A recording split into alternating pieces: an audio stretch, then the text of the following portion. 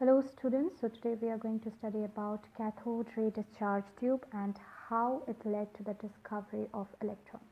So let's begin. It was in the year 1838 जब Michael Faraday,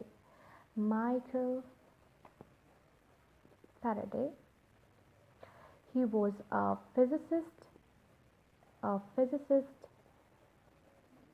and a chemist. So ये जानना चाहते थे कि गैसेस इलेक्ट्रिसिटी कंडक्ट करती हैं या नहीं, और इसके लिए उन्होंने एक इस तरीके का सेटअप किया था जिसमें उन्होंने एक ग्लास ट्यूब लिया हुआ था. This was a glass tube,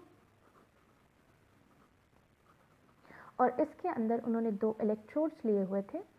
left electrode को उन्होंने negative terminal of the voltage supply connect किया हुआ था और राइट हैंड साइड के इलेक्ट्रोड को उन्होंने पॉजिटिव टर्मिनल के साथ कनेक्ट किया हुआ था. So this was the negatively charged cathode. Electrode को कैथोड कहा जाता था, नेगेटिवली चार्ज्ड वन को, and this was called as the positively charged electrode anode. ये जो था वो एनोड था और ये जो था वो था कैथोड. और यहाँ पर आप देख सकते हैं एक वैक्यूम पंप भी उन्होंने रखा हुआ था, और ये जो है ये हाई वोल्टेज सप्लाई है. This was a high voltage supply because उन्होंने देखा कि हाई वोल्टेज सप्लाई में he could get observations. Okay, and this vacuum pump was there to evacuate this glass tube. Okay, यहाँ पर अंदर पे जो गैस था उसको पार्शियली evacuate किया था उन्होंने, और क्योंकि पार्शियली evacuate करने पर उनको अच्छी तरीके से ऑब्जर्वेशंस मिल रहे थे. तो what he observe was light arc. ऐसा सेटअप करने पर उन्होंने अंदर एक लाइट आर्क देखा. ठीक है, एक लाइट आर्क उन्होंने देखा, but he did not know the reason behind this. उनको रीज़न नहीं पता था कि ये लाइट आर्क क्यों बन रहा है. Then it was Hendrik was a physicist. He also worked upon this kind of discharge tube, जहाँ पर उन्होंने अंदर के प्रेशर को और भी कम करके 10 to the power -3 atm कर दिया, and the voltage supply was 100 kilowatt.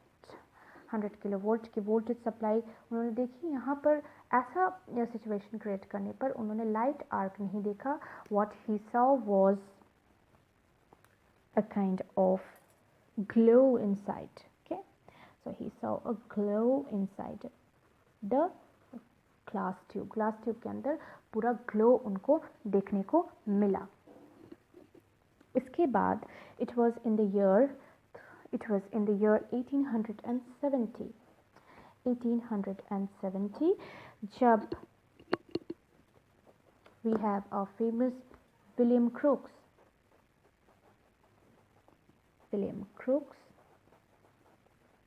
who further worked upon this kind of discharge tube. And what he did was he reduced the pressure further to 10 to the power -6 atm, and on doing this he saw a glow just behind the anode. Anode के पीछे उनको एक बहुत ही बढ़िया सी glow दिखी. Okay, and this was a greenish glow. You can say a light blue or kind of greenish glow just behind this anode on the walls of the glass tube. He also did not know the reason behind this kind of glow. Then one more thing I would like to say that in the year 1869, मतलब 1870 के just पिछले साल, it was Johann Hittorf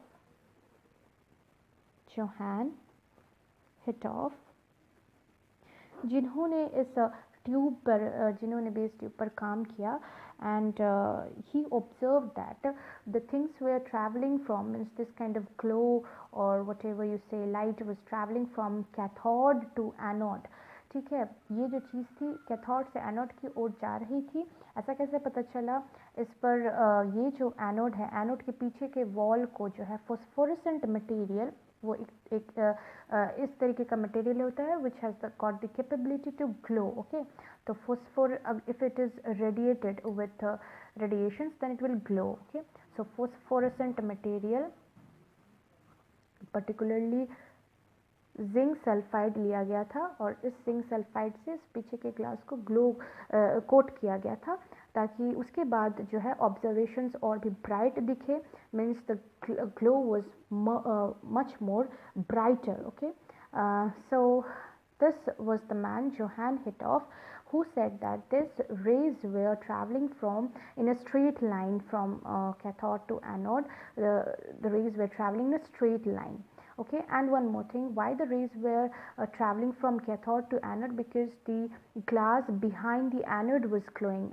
The glass behind the cathode wasn't glowing. मतलब अगर इस phosphorescent material से cathode के पीछे के ग्लास को अगर कोट किया जाता तो ऐसा कोई ऑब्जर्वेशंस नहीं दिखा जो इन केस ऑफ इस पोजीशन में देखा जा रहा था. तो ये कंक्लूड किया गया कि ये जो रेज है वो कैथोड से एनोड की ओर ट्रैवल कर रहे हैं. फिर 1869 में जोहान हिटॉफ ने कहा कि ये जो रेज है वो स्ट्रेट लाइन में ट्रैवल कर रहे हैं.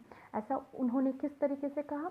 उन्होंने इन रेज के पाथ में कोई ऑब्स्टिकल जैसे कि मेटल सब्सटेंस रख दिया और उन्होंने देखा कि he found shadow.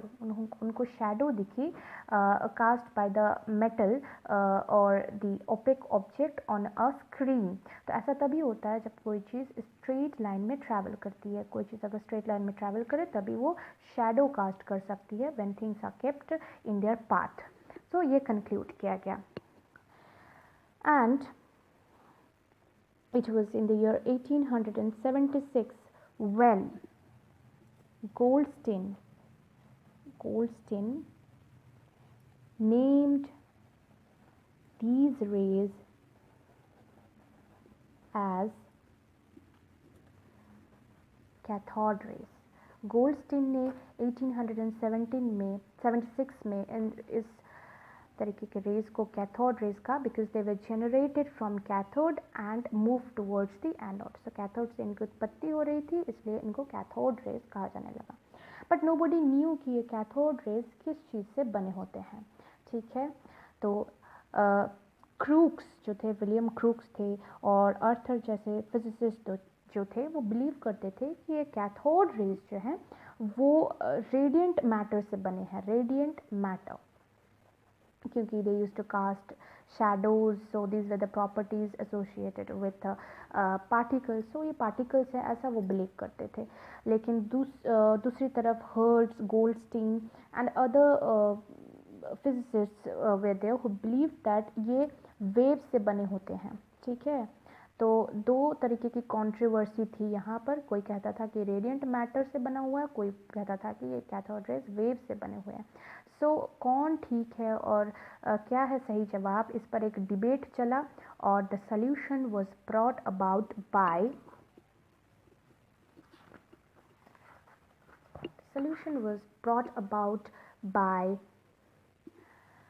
Sir J. Thomson. You must have heard about the name of Sir J. Thomson. Yes, Sir J. Thomson's plum pudding models. This was the man who gave the solution in the year 1897. उन्होंने भी इस cathode ray tube को लेकर के बहुत सारे experiments किए और एक्सपेरिमेंट्स के बारे में मैं बताऊंगी आपको अपने अगले वीडियो में. और उनके माध्यम से उन्हें ये पता चला कि these rays constitute of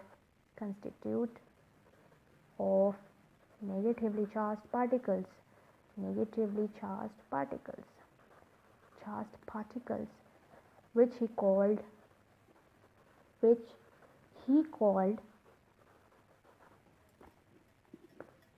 corpuscles.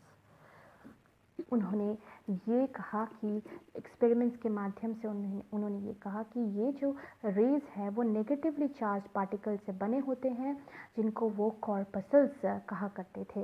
और क्यों ये नेगेटिवली चार्ज पार्टिकल थे, क्योंकि उन्होंने कुछ एक्सपेरिमेंट्स के माध्यम से ये पाया कि जिस तरीके का बिहेवियर एक नेगेटिवली चार्ज पार्टिकल करता है वैसा ही बिहेवियर ये रेज भी शो करते थे।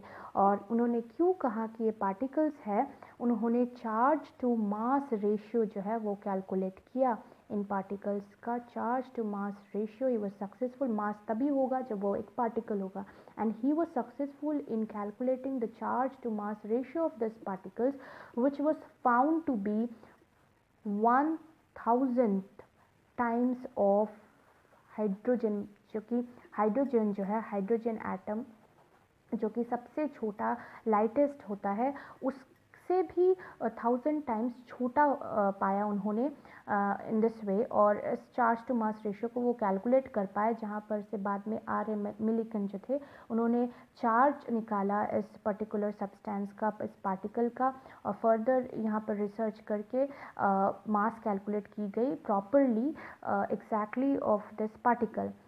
तो इस तरीके से पाया गया कि ये जो कैथोड रेज है वो नेगेटिवली चार्ज पार्टिकल से बने होते हैं। और इन नेगेटिवली चार्ज पार्टिकल्स को सबसे पहली बार in the year 1891 ji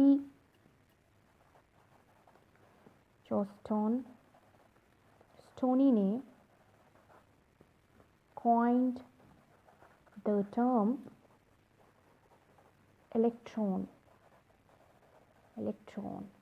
for this negatively charged particles। पहली बार स्टोनी ने 1891 में इन नेगेटिवली चार्ज पार्टिकल्स जो कि कैथोड रेज जिनसे बने हुए होते हैं उनको इलेक्ट्रॉन नाम दिया। और इस तरीके से जे थॉमसन को जो है वो इलेक्ट्रॉन के आविष्कार की वजह से, इलेक्ट्रॉन की डिस्कवरी की वजह से नोबेल प्राइज़ दिया गया, and this led to the discovery of electron.